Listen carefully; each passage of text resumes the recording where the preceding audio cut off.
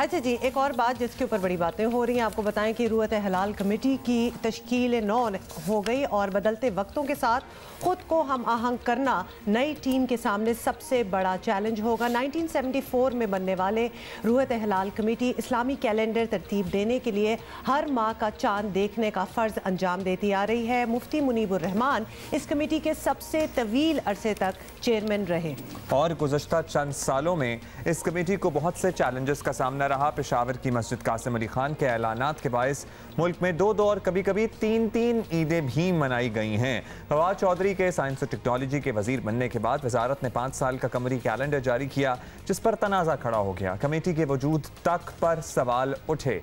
अब मौलाना अबुल खैर आज़ाद के पास इस कमेटी की सरबराही आ गई है।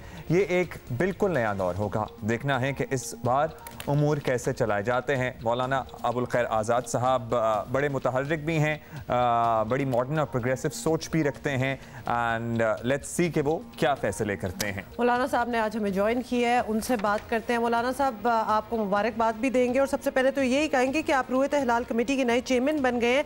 बड़ी अहम जिम्मेदारी जो है वो आपको मिली है, सारी नज़रें आप पे हैं, तो किस तरह काउंसिल को चलाने का इरादा है?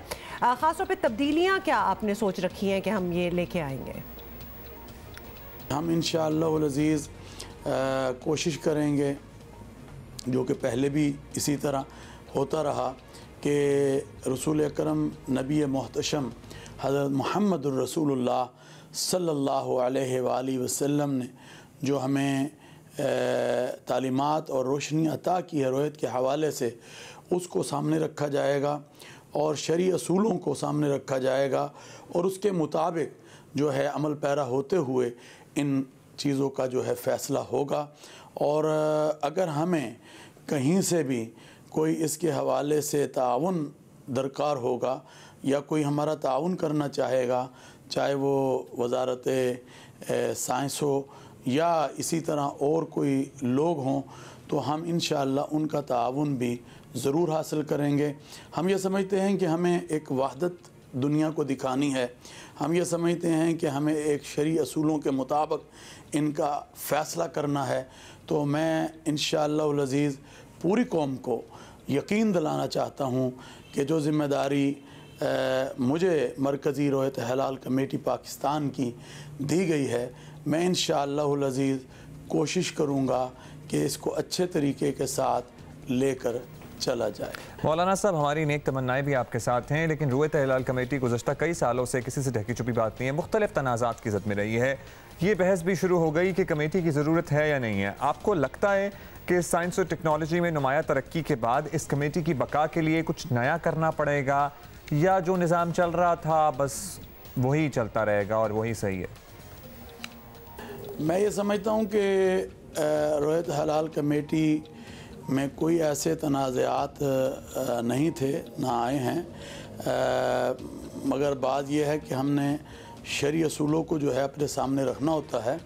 और अब तो अल्लाह का ये शुक्र है कि हमारी ये जो कमेटी है, जहाँ पर तमाम मकातब फ़िक्र के जय्यद उलमाए कराम इसमें मौजूद हैं, वहाँ पर मौसमियात वाले भी हैं, फ़ल्कियात वाले भी हैं, और फिर इसी तरह हमारी जो वजारत साइंस है उसके जो लोग हैं वो भी इसमें मौजूद होंगे। तो जब तमाम लोग मिलकर इस पर फ़ैसला करेंगे, बात करेंगे, तो फिर तनाज़ा तो रहता नहीं। तो मैं ये समझता हूँ कि इंशाअल्लाह अज़ीज़ ऐसी कोई बात जो है नहीं होगी, मगर शरई असूलों को जो है वो ज़रूर मद्देनज़र रखा जाएगा।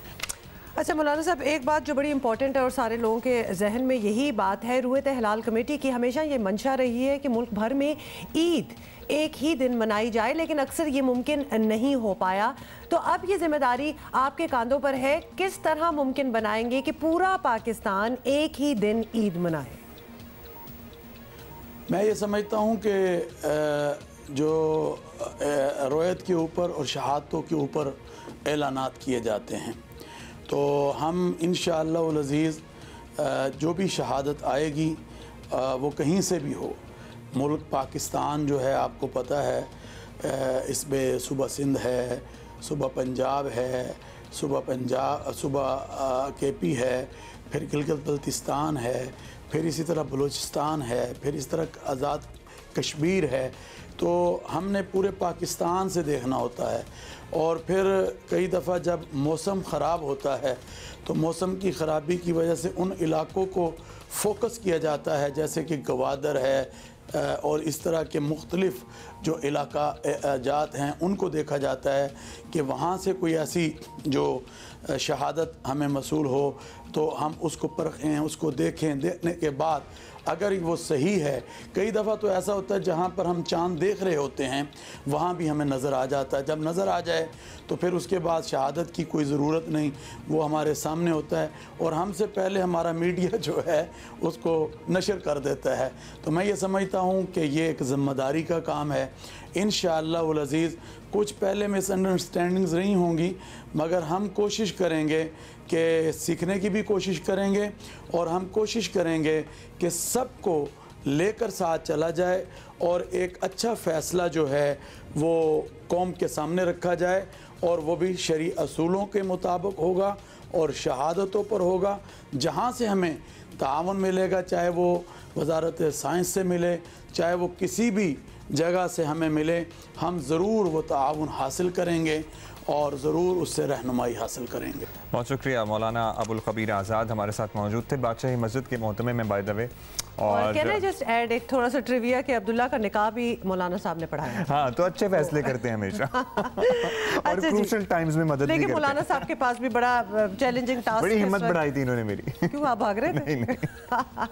अच्छा चले जी, ये बड़ा उस वक्त एक मोटिवेशन की जरूरत भी होती है आपको। बिल्कुल नहीं, लोग भाग रहे होते हैं, मतलब शादी के लिए इंतजार में बैठे होते हैं, तो आप ऑपोजिट डायरेक्शन में भाग ही रहे थे, बस उस टाइम पे थोड़ा सा डर लग रहा होता है आपको। ठीक है, मौलाना साहब ने बड़ी मदद फरमाई। इनके मौलाना साहब के सामने बड़ा टास्क है। अच्छा जी, नया साल, नई रूयत हिलाल कमेटी और नई उम्मीद हमें इनसे भी है कि मौलाना अबुल खबीर आज़ाद साहब जो हैं बड़े प्रोग्रेसिव अंदाज में इस रूयत हिलाल कमेटी को लेकर आगे चलेंगे, ताकि जो मॉडर्न तकाज़े हैं, साइंस और टेक्नोलॉजी जो हमें बातें बता रही है, वो एक ही पेज पे एक्चुअली आ जाएं। तो ये बहुत ज़रूरी है क्योंकि दोनों की इंपॉर्टेंस जो है वो बहुत अहम है।